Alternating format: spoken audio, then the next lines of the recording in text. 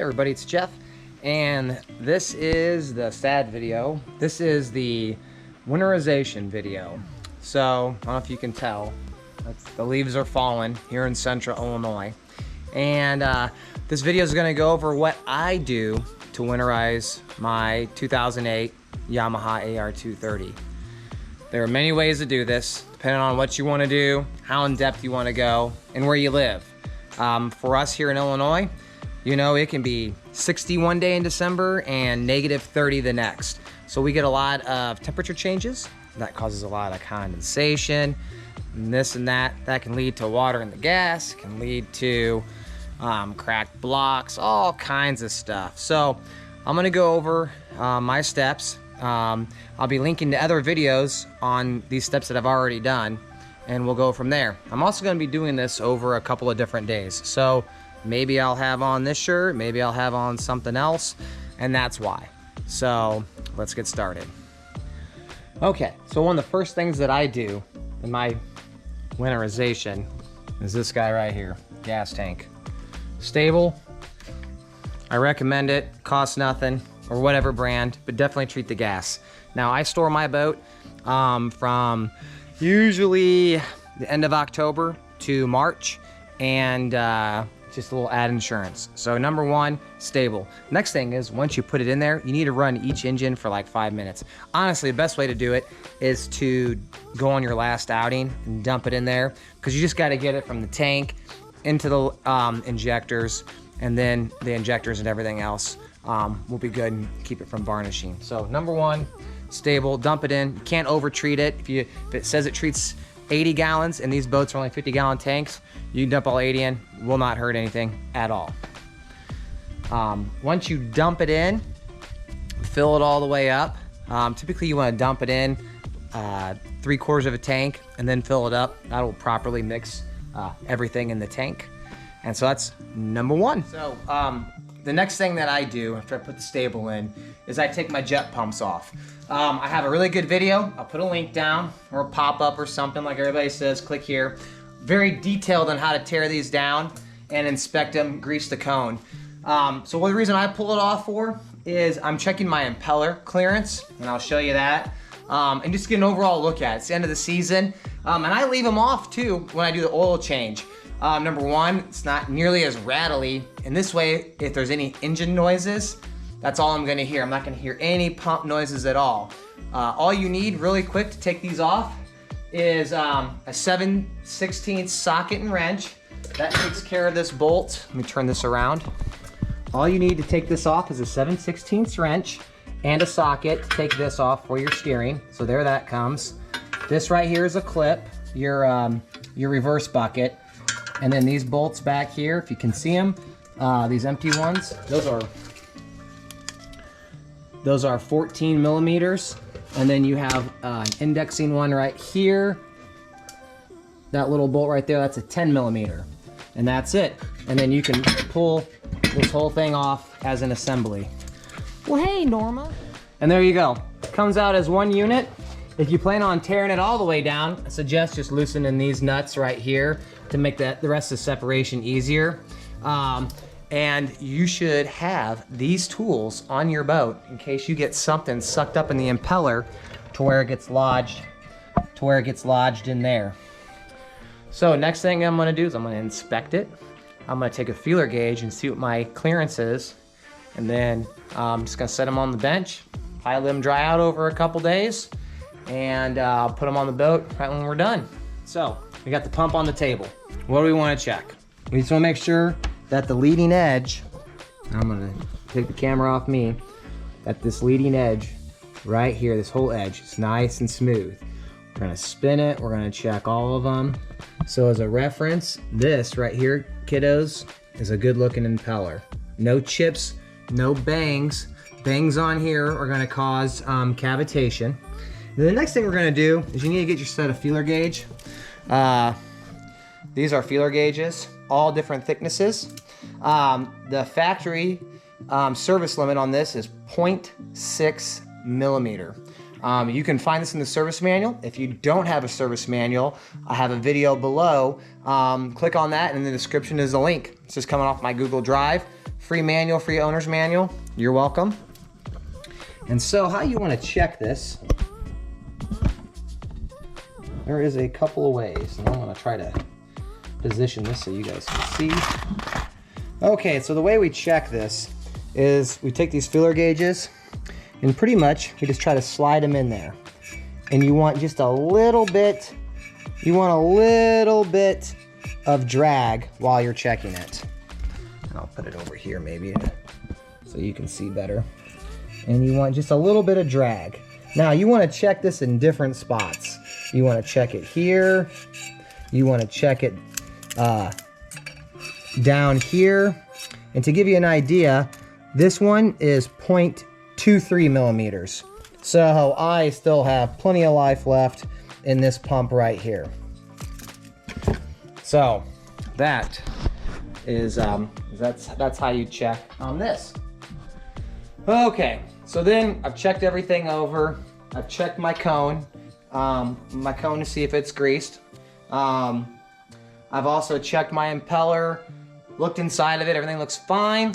Last thing I do is I'm gonna take WD-40 and I'm just gonna spray this whole thing down. It's not gonna hurt nothing. What it's gonna do is it's gonna protect it over the winter. It's gonna just help keep it looking nice too as well, and it doesn't cost anything. Super cheap, spray the whole thing. You will not hurt any part on this at all whatsoever. Okay, last thing before I forget, take a permanent marker, and if you're tearing this thing down to inspect the cones and inspect everything, take a P and write P on each one of these. P for port, S for start, whatever you want, left, right, doesn't matter.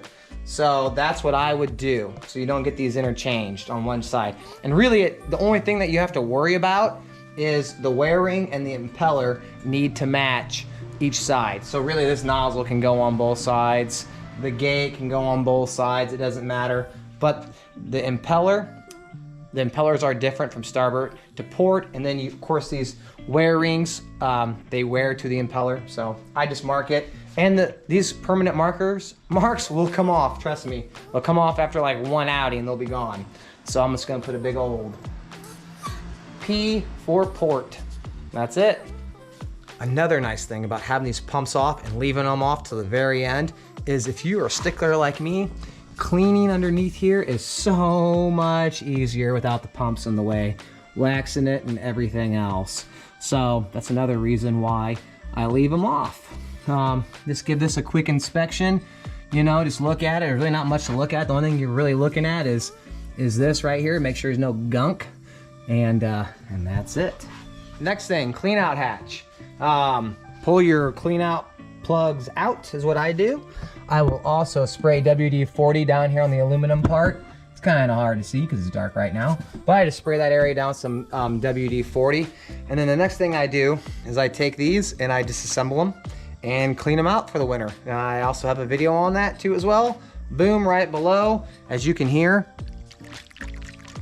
there's water in it. So, so that's next on the list. I'm in the boat. Next thing on the list is I got my cover on, so it's gonna be a little bar. I take everything out of here. I have snap-in carpets. They're still in really good shape. I take them out, I roll them up, put them inside, take my seats out, take all my ballast bags out. I hose this down, I take my front seats out, and I hang these Damprid bags everywhere. And I'm telling you what, they work awesome. They're cheap. You can get a 4-pack for like $5. They're super, super cheap.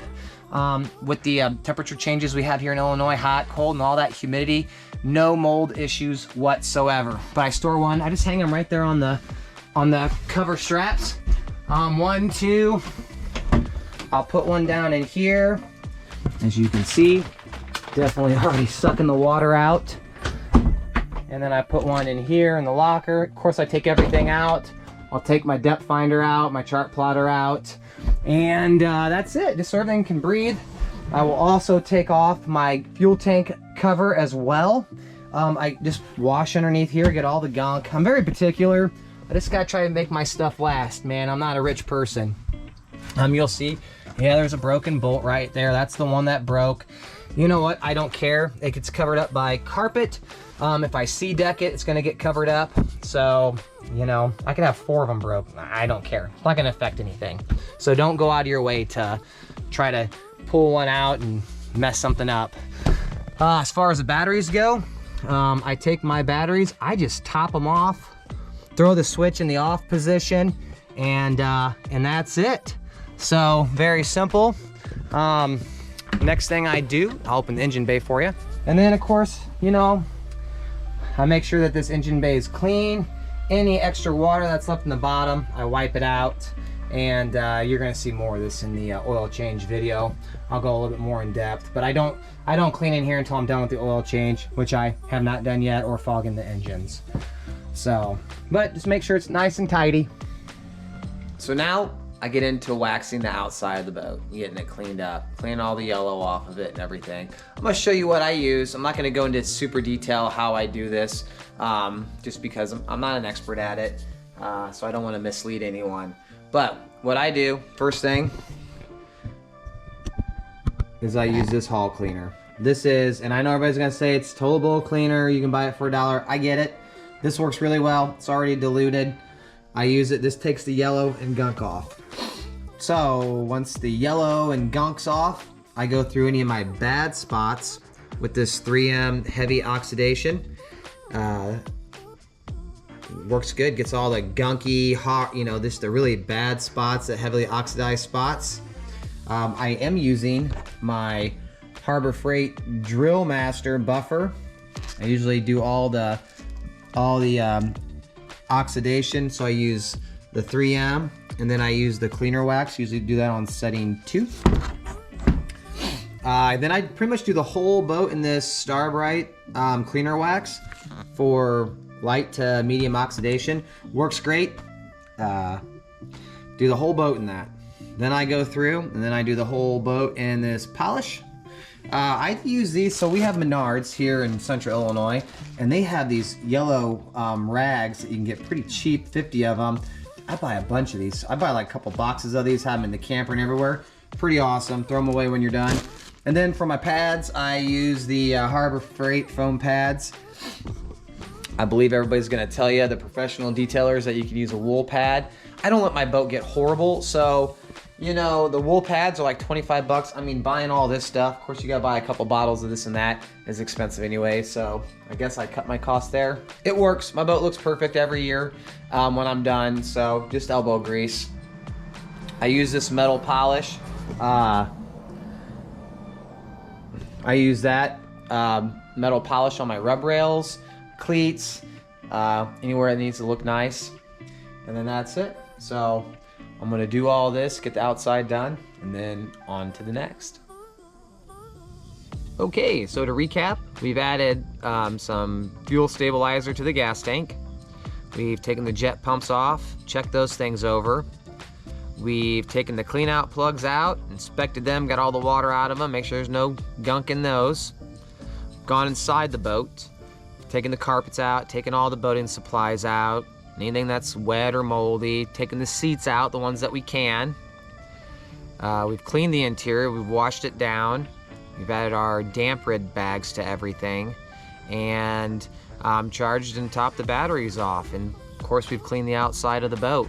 So that's gonna be the end of this video, part 1. Part 2 is gonna be the winterization of the engines, the final steps, and we'll see you back for that video. Thanks for watching, guys.